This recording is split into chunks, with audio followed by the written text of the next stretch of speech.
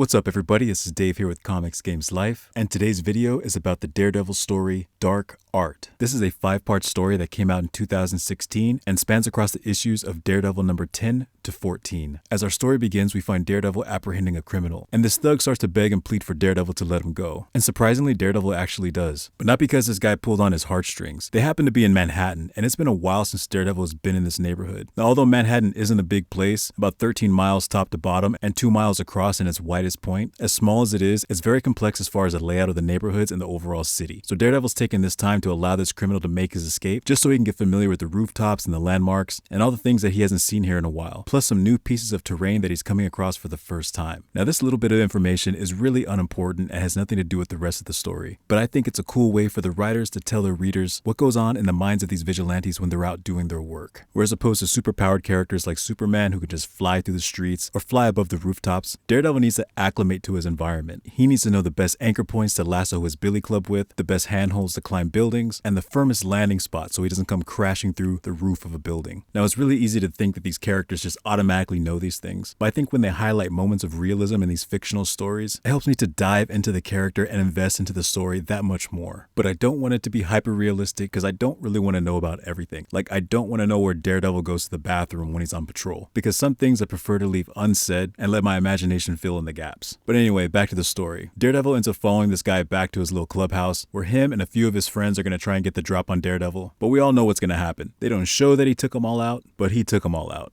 And now we see Daredevil, aka Matt Murdock, sitting at his desk. No longer is he self-employed, now he works for the state as a district attorney. Now, although he's a veteran lawyer, now he's at the bottom of the pecking order in the DA's office. But Matt is not alone, as he has an assistant named Samuel Chung. But that's not all that he is, because Sam is also the vigilante Blindspot. But he's more of a vigilante in training, and he's under the care and guidance of Daredevil. Now, Sam doesn't know that Matt and Daredevil are the same person. He believes Daredevil and Matt are separate people that work with one another frequently, but they both know Sam's secret identity as Blindspot. And also, Sam is still a teenager. So Matt gave him this job as an assistant for 2 reasons. 1, he's healing from a broken arm that Elektra gave him. And 2, he wants to keep an eye on him, plus give him a better job than the one he had previous, which was being a janitor at Columbia University. But Sam is itching to get back out in the streets to do some vigilante work. And Matt's telling him to take it easy and don't rush into it too quickly. You want to make sure you're 100% healed so you don't risk re-injuring yourself. But he shows Matt that he's ready by showing some parkour skills up and down this abandoned elevator shaft, which happens to also be Matt's office. So Matt gives him the go-ahead to leave work early, seeing as how he has to stick around to do some night court cases, and he's not going to need Sam's help anyway. Now, this is Blindspot, Sam's superhero persona. Now, this entire suit was actually invented by Sam. So I'm gonna give you a little quick history on Sam. So as a child, he was trained in acrobatics in China, and he and his mother were smuggled from China to the United States, but he was able to find work as a janitor at Columbia University. And Sam has a genius level intellect. So while there cleaning up classrooms, he was able to gain the trust of some of the professors and allowed to sit in some of the classes where he was able to learn some science, engineering, and computer skills. And with these bits of information, he was able to put together this suit that allows the person wearing it to go completely invisible. So he decided to use it to do some good in his neighborhood. So he became the vigilante Blindspot. And regardless of his suit, acrobatic skills, and intellect, he's still a novice crime fighter and can't really fight that well. So one day he runs into Daredevil, and the man without fear agreed to take Blindspot under his wing. And typically what people do in his neighborhood, they'll leave Blindspot these prayer requests or notes at this shrine, and he'll go through them and help whoever he's able to with the skills that he has. But this time he finds one that looks out of the ordinary. A black envelope with his name written in white letters across the top of it. And when he opens it, he sees that it's clearly an invitation to a fight and gives an address to where this fight is going to take place. And so he makes his way over to the address listed, and it happens to be a warehouse. And just before he goes in, he turns on his invisibility suit and walks through the front door. And he's immediately in shock by what he sees. And the next thing he does is call Daredevil. And he's panicking because he found a dead body and something else that he can't explain, and he asks Daredevil to meet him here as quickly as he can. So Matt hangs up the phone,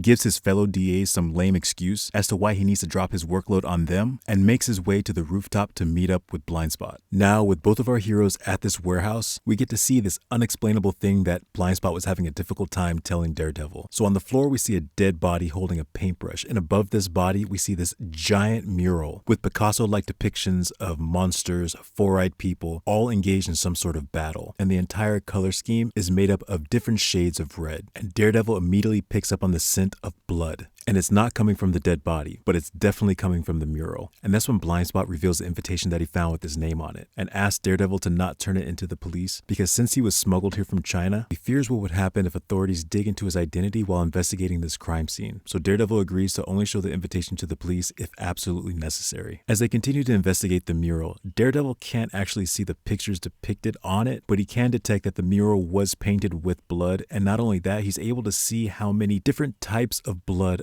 were used, and he's sensing that there are at least 113 different people that were bled to make this mural. So whoever's responsible for this is an absolute madman. And this madman is still on the loose because after Daredevil's investigation and the police's follow-up investigation, they still have no clue who did this or where these 100 and something odd people are, or even if they're still alive. But one thing that has come up is the owner of the warehouse has decided to make a profit on this sick and twisted piece of art. Since word around the city has spread about the existence of this mural and what it's made up of, it's drawn in a huge crowd. And he's charging people an admittance fee to come into his warehouse to take a look at it. And he's even had a meeting with an art appraiser to see how much he can possibly get for it if he were to sell it. And while at this time, it's technically not illegal what he's doing, since the warehouse and apparently this painting is now his property, a city councilwoman has stepped up and is attempting to put the brakes on this man's lucrative business deal. But this guy's a jerk. He's not budging at all. She even says that her niece is one of the people whose blood is in that mural, and she asked him to not turn this into a money-making machine. It's sick, disgusting, and inhuman. But he totally ignores her, says everything he's doing is legal, he's already talked to a lawyer, and begins letting in all the people who've amassed a huge line outside of his warehouse. Now back at the DA's office, Matt Murdock's boss, who's not very happy with him, especially because of his frequent absences. Now before, when Matt was working for himself, he didn't have to worry about it. He can take off whenever he liked. He can assume the role of Daredevil and go do his thing with no one being the wiser. But now he has a boss, so he has some explaining to do. Now while he goes into his boss's office preparing to get fired, his boss actually has something else planned for him because he wants Matt to look deeper into this horrific mural and really test the legality of what's going on with this guy charging people to come see it, because his councilwoman is breathing down the neck of the DA's office. So Matt has been assigned to quote unquote find something illegal with this matter and shut it down, which doesn't sit with him well because he believes in justice. He believes in the rule of law. So he goes to talk with his old friend Foggy, and at this point they're really not on the best speaking terms, but every so often they do get together, and Matt's kind of spilling his guts saying that he needs some help with this case that he's working on about this councilwoman, about this mural, and that as far as he can tell, there's nothing legally wrong with what this crazy guy's doing as far as charging people to come look at it, although it is morbid and disgusting. He doesn't like having to bend the rule of law in order to find something or to manipulate something in the legality of what the guy's doing just to shut it down, just because some councilwoman wants it to be gone. He believes that the law is the law and should remain unchanged, and it shouldn't bend for anybody. And yeah, this guy is a jerk for doing what he's doing, but what if next time it's someone who's not a jerk, someone who's actually a good person but just happens to be on the wrong side of an opinion of someone in power? And Foggy abruptly ends the conversation telling Matt, hey, you wanted to be a DA. This is what you wanted. Now go do what you're told. Now later that evening, back at the warehouse, there's a line out the door for people wanting to see this mural. And as the owner is about to open up the doors, the police come in with a court order saying you have to shut all this down because the court is still trying to figure out the legality of what's going on here. So the guy makes a fuss about it, but ultimately does what the police says and then begins to walk inside his private property, only to be confronted by a message from the artist that has washed away a majority of the mural with the phrase, "You're only as good as your last performance," and a new address. Now Matt and Sam arrive at this new crime scene, which happens to be a newly renovated building, and as a police officer escorts them to the new area where bodies have been found, this next diabolical scene of artistic sadism blows out of the water the mural that was found in the warehouse, because what stands before them now are about a half a dozen Inhumans that have been killed, and their bodies have been positioned in a way that demonstrates them doing mundane tasks. And before they start to look at the scene more closely, Matt hears something off in the distance, so he tells everyone that he has to make an important call and dismisses himself from the area. He quickly runs up the stairs to get to the rooftop. As he does so, he disrobes from his suit and tie and dons his Daredevil suit. Now the noises that he heard were some type of shuffling that came from the rooftop of a building across the street. So as he leaps from building to building, he lands in the location where he heard that noise. And that's where he comes face to face with the person responsible for all this murder and mayhem, an insane artist who calls himself the Muse. Now I think they nailed it with the look of this character. I'm definitely getting a street artist vibe from him, with the inclusion of the beanie, cargo pants, military boots, and the backpack. But then he has the added skin-tight white shirt and matching mask that acts as sort of a blank canvas canvas, and on top of that, we have the 2 red spots where his eyes are, and a trail of blood that leads down from them all the way to a giant splotch in the middle of his chest. I mean, they totally could have given him like some sort of crazy demonic looking outfit, but the fact that they left it so plain makes it much more unsettling. And when Daredevil finally catches up to him, he just asks him, "How do you like my work?" And when I read this, I automatically wanted to put a voice with this character. And I kind of imagined something as soothing and calming as Bob Ross's voice. Painting should always be fun. Should make you happy. That's when you're truly an artist. But with like a high-pitched, pompous, creepy kind of tone, like something similar to Captain Simcoe from that AMC show Turn, Washington Spies. This ale is rather good, as is the mutton. My compliments on your hospitality, General. Now, you'd do better to compliment our hosts who are sharing their table with a man who would surely kill them without a second thought. Only if ordered to. We must all obey our orders, mustn't we?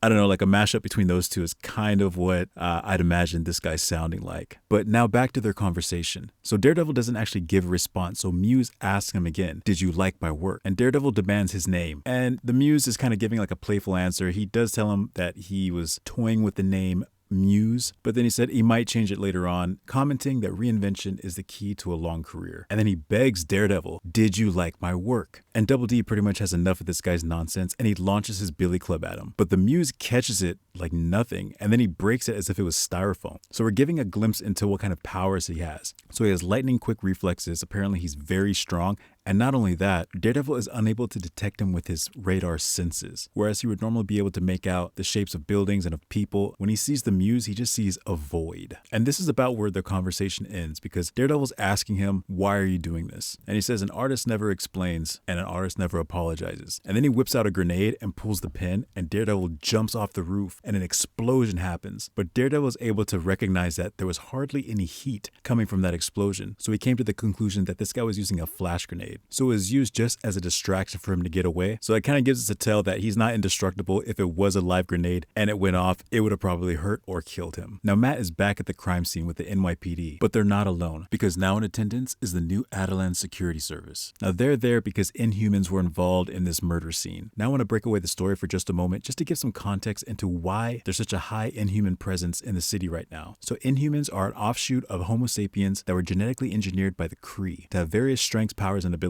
And they resided in a city called Atalan until that was destroyed, and now they live in a city called New Atalan. And that city has now been established on the Hudson River on the borders of New York and New Jersey. But come to find out, there are many humans who are out there who have an Inhuman gene sleeping inside their DNA. And through a series of events, something called the Terrigen Mist was released into the greater population. And it activated that dormant Inhuman gene in those who possessed it, which gave them powers and abilities and sometimes altered their physical form. So these now new Inhumans were given residence in New Atalan. And the Muse has targeted these particular Inhumans for his macabre work of art. So that has brought in the Atalan security force, and they have now taken over this case involving the Muse, which has made Daredevil's job even that much harder in tracking this psycho killer down. And he tries pleading with the head of the security service, who was actually once a former police detective before being exposed to the Terrigen Mist and who is now an Inhuman, but he pretty much tells him to go see Medusa, who is the queen of New Atalan. So Daredevil does just that. And he begins to plead his case with Medusa, asking for their help, but she cuts him off and tells him no, she's not going to help him. Sorry, you wasted your time. And then he starts to get livid because people are dying. And if they join forces, that would bring this killer to justice much faster. And that's when Medusa's strategic advisor steps up.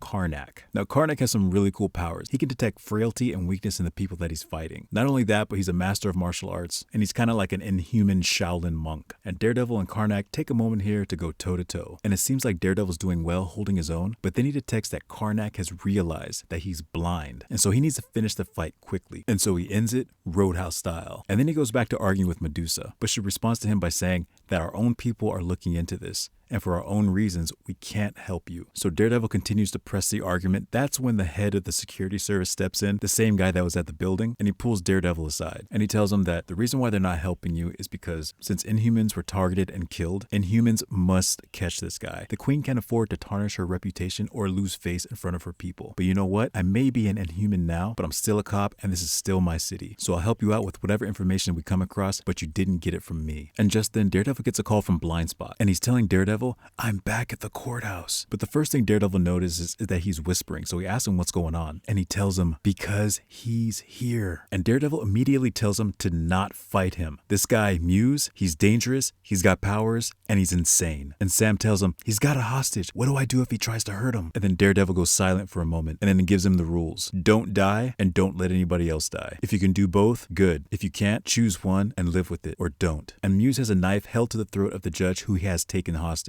And one of the police officers in the courtroom yells at him to lose his knife, and Muse takes that as an opportunity to launch his blade into the throat of the cop who said that. And then he makes his escape hostage in hand. And everything happens so fast, Blindspot wasn't able to do anything to protect the police officer, but he does give chase and runs after Muse. And when Muse gets outside the courthouse with his hostage, there's a police presence everywhere, and they all have their guns drawn on him. But he was obviously expecting this because he pulls out a detonator, pushes a button, and then bombs go off all around them. But just like the grenade previous, it's all flash, it's all lights. There's no real damage being done, but it does give him an opportunity to escape with the judge. And Daredevil is almost there. The chief of the Adelan Security Service is giving him a ride in this flying vehicle. But before he gets to the exact location, he gets a call from Blindspot, and Blindspot's telling him, I've tailed Muse, but the problem is he went down into the sewers. Don't go down there because we're going to lose our service and I'm not going to be able to communicate with you. But Blindspot is adamant, I'm not going to let anybody die. And then inevitably, he loses him. Now Muse is running around the sewers, carrying the judge over his shoulders, and he's doing so effortlessly. And then when he gets to his destination, we realize that he's not the only one, because we also see the councilwoman who tried to shut down the mural exhibit in that guy's warehouse, as well as 2 police officers. And Muse is getting excited because he cannot wait to use them to create a new piece of art. And he chose these 4 people specifically because these were the 4 that were involved in shutting down the whole mural exhibition thing. And you can see him kind of playfully think about what he wants to do to them to create his new horrific piece of artwork. And then he just cuts the ear off of one of the police officers, saying, you know what, instead of thinking about it so much, sometimes you just gotta start cutting. And then Blindspot appears out of nowhere and shouts, stop! And instead of being afraid or surprised, Muse is actually delighted because he's thinking, that's perfect. How could I have forgotten the vigilante aspect in my new piece about modern justice? And he flings one of the blades that he has with him, which Blindspot was barely able to block with his staff. Then he does an about face and makes a run for it, which causes Muse to chase after him, which is exactly what Blindspot wants him to do because he plans on running through the sewers, turning invisible, losing him, and then coming back to untie and rescue those who've been kidnapped. But Muse is actually able to catch up to him a little bit faster than he thought. And the cool thing here is that they didn't really highlight this, but we're seeing Muse climbing up on a wall. I'm not too sure if he has any wall crawling abilities like Spider-Man, or is this a similar type of strength that we've seen in that movie Split with James McAvoy, how he was able to crawl up and down walls, not because he was able to stick to them, but because his fingertips and his grip was so strong, he was able to hug the walls, holding on to any nook, cranny, or curvature that the wall may have. Either way, still pretty cool idea. So Muse catches up with Blindspot. They start to get into a fight, but that's when Blindspot hits his invisibility button and disappears from Muse's sight. And this causes Muse to go crazy, which is the first time we've seen this calm, collected, insanely comedic character actually get mad. And he's screaming, he's running around trying to find them. And in his fit of rage, Blindspot is able to get back to those who've been kidnapped, untie them, and get them to safety. But once again, Muse is able to catch up to him. And so Blindspot does what worked in the past and becomes invisible. Only this time, the battery in his suit has gone dead. So that invisibility tactic is out the window. Now he has 2 choices, fight or run. And he chooses to run. And he bounds his way up the ladder, reaches his hand out of the manhole while simultaneously calling Daredevil on his phone, but then gets pulled back in by Muse. Now Daredevil and the chief of Adelan Security make it to Blindspot's last location where they find his phone. Now the chief says he's going to have his guys scour the city, but Daredevil pretty much stopped listening to him because what he needs to do right now is concentrate. Now in the middle of this busy street, Daredevil does the only thing that he knows will work, and he sits down in a cross-legged position and he begins to meditate and to reach out with his senses. And he blocks out everything the chief is saying, the noise of the cars, as well as all the other typical noises that you would normally hear in the city. And he's thinking, what am I looking for? A scent? A heartbeat? No. Because he remembers what he saw when he saw Muse earlier was a void. Something about his powers allowed him to be something like a vortex, and everything that Daredevil would normally use to see, he was unable to. He became this void. So that's what he decides to look for. And he searches, and